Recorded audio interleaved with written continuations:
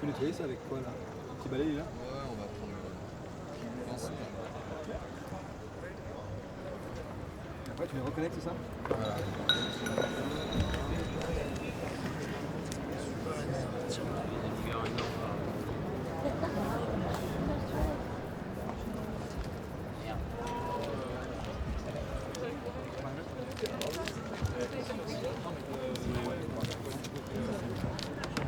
Et là, il faudrait qu'on foute un truc noir là-dessus. Parce que le trou, il est pas là. Le portage.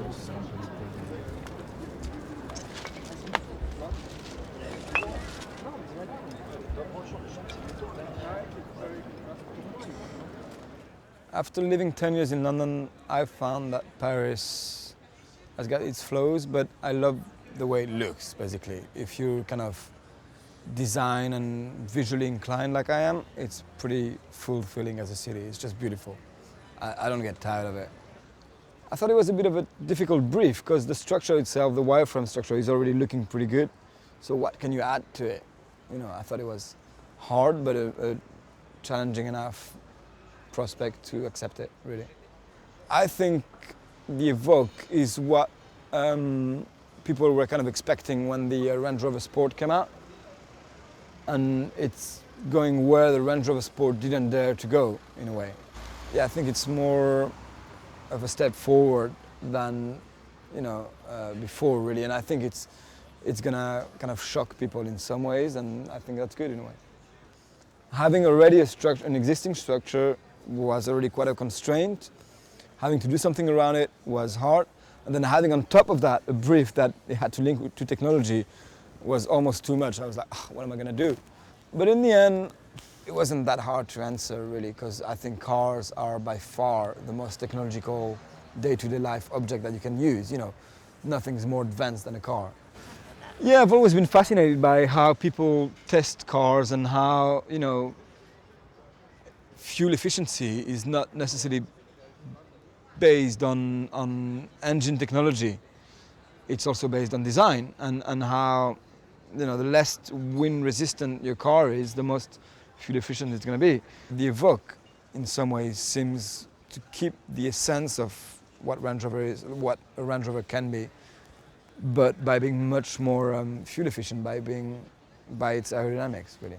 Also visually, obviously, wind tunnels, you know, I'm fascinated by them. We've been trying with Intersection to shoot a fashion store in a wind tunnel for years. It's extremely hard to get access to them because they're very, very private locations. You know, car companies hide their wind tunnels, they test cars 24/7, all year round in those places. So it's hard to get access to them.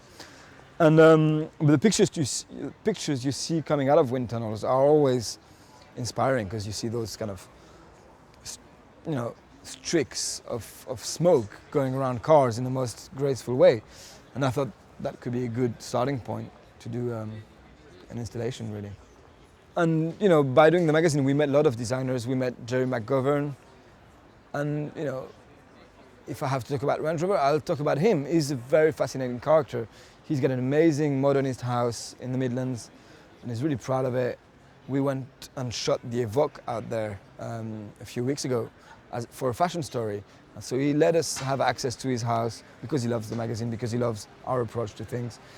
And where else could you see that? It's just really such an Intersection thing to do, in a way.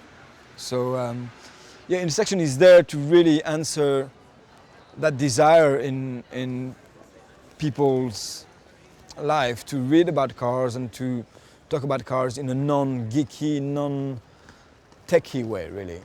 It's more about what life you can live with cars.